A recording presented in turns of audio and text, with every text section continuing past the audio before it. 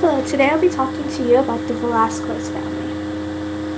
My name is Laura Shigioka and I'm originally from Hilo, Hawaii. However, I currently go to school at Chapman University in Orange, California, where I'm pursuing degrees in accounting and business administration and anticipate on graduating next month.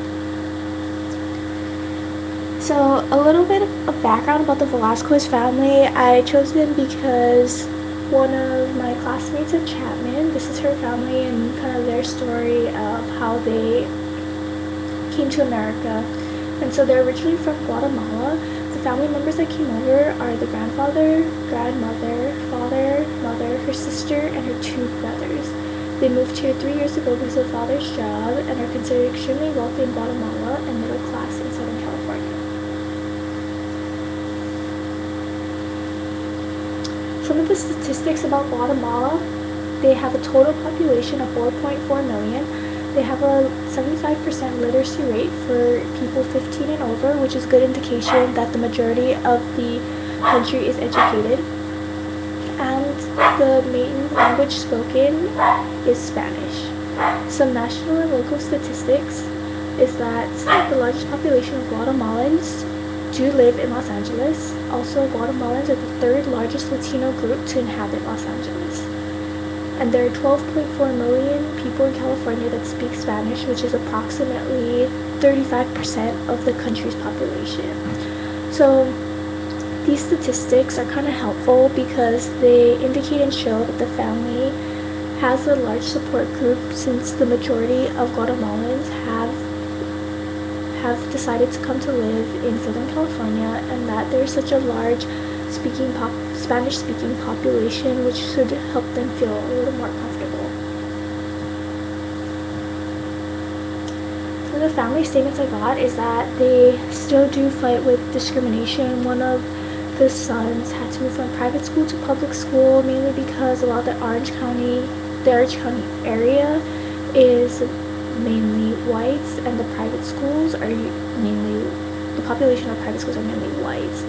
And one of the sons just wasn't adjusting as well and had to move to public school, since the majority of certain public schools, depending what district you're in, are from the students that go there are Spanish speakers. So to help him feel a little bit more comfortable.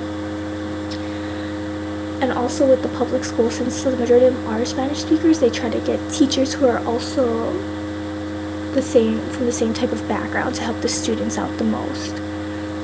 Then I found out that the grandparents do play a vital role in their grandchildren's lives, as they help raise them and help them with any homework assignments and whatnot. And also, they feel that there's a disconnect between the American culture and their Guatemalan culture, as they have a hard time understanding some of the American ways and the independency that Americans have versus how they're very dependent on their families. Therefore, knowing some of these statements that they had, there's some strategies that I came up with to provide the family with additional resources, because some of them, they all do understand English. However, some family members have a more difficult time speaking it than others. So there's some English classes that they could potentially attend, job training and job opportunity classes, just for resources so they know where to go and who to contact, and also to encourage complete family member involvement. So since the entire family is so involved, it's really important as a teacher to make sure that each member gets the opportunity to get involved and be motivated to help out and help their children learn and grow. And also to include all family members in school events, such as teacher conferences and open houses. So it's vital for a teacher to understand that some families are larger and they depend on each other. Therefore, all family members that are involved should be invited and should be kept up to date. And what would be helpful to understand which family member to contact when is to send out a survey that indicates the role of each family member, as well as to ensure that when you do hold conferences, there's enough space and chairs so that when they get to the room, they don't feel like they weren't thought of, and they may feel excluded and a little bit more hesitation towards what a teacher may have to say. Then some national and local programs are that I found. There's one called Meetup Groups. They're a worldwide organization, and they have a few chapters here in Southern California where they help Spanish-speaking or people of Latino backgrounds to meet and just kind of have a support group and talk about their frustrations and ups and highs and lows throughout their time here. And it's just a great support group, I think, for the grandparents and the parents to another outlet and fuse to where they can feel comfortable and feel part of something. Also, for the children, there's Rosie's Garage of Orange County. So this is a after-school tutoring program that's targeted specifically towards Spanish speakers.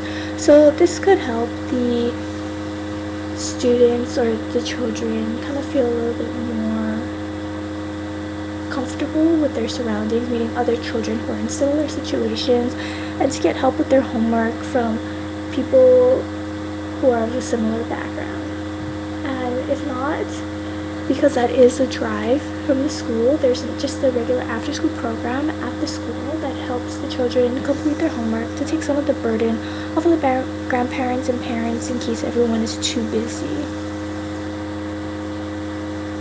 Then there's Miss Bruns, who I had run into, who runs the OLA program that helps Spanish-speaking communities adjust to life in California. And some of the advice that she gave was that you need to respect the uniqueness of each family and develop a personal relationship so that the family feels comfortable about opening up about any concerns that they may have. And they should make sure that they recruit staff that are culturally diverse and can definitely understand with the children that they tutor, and to evaluate the process and outcome. And some of the music that was playing in the background that has currently stopped was some of the music that Miss Bruns plays while helping the students out, which was a Yanni, and it's just kind of soothing and calming. And it has no lyrics, so they don't have to feel pressure to understand anything, and it's just an educational experience to expose to a musical aspect. And some additional information is that I have learned is to not get defensive about the American culture. A lot of times when I was speaking to the family, they were talking down about the American culture, but I don't think that was their intention at all. They were just talking about some of the frustrations that they had. Also, to take the time to learn about the Guatemalan culture and their culture, and to kind of understand where they're coming from, that could help me better understand how to help them. And some additional statistics that 87% of Hispanics value higher level education. However, only 13% do receive college degrees. And 20% of Spanish-speaking families that are not fluent in English had a positive relationship with their children's teachers. So I did like these statistics and did add them in because I think it's important to show that Hispanics do value a higher level. However, because they may not get the support that they need, they can't really get there, which motivates me to want to help them get to that level. As well as the 20% of families that are not fluent in English. So it's kind of like the Guatemalan family. Some of the family members, such as the dad, is completely fluent in English, but the grandparents and the mom has a little bit of a harder time with their English skills, and so they feel like that people who are not fluent in English only have 20% positive experience with their teachers. And I think this definitely has to change, since there is a large percentage of Spanish speakers in this area, as you saw in the previous slides. And just to give an overview and conclusion, that some of the family concerns were the children fitting into school and the family not feeling comfortable in California and wanting to feel comfortable in California. Therefore, some of the goals is to help immerse the family through local programs, as well as for me to learn about the Guatemalan culture to better help them, and also to get the entire family involved, since every single member of the family plays a vital role in helping. And with that said, thank you very much.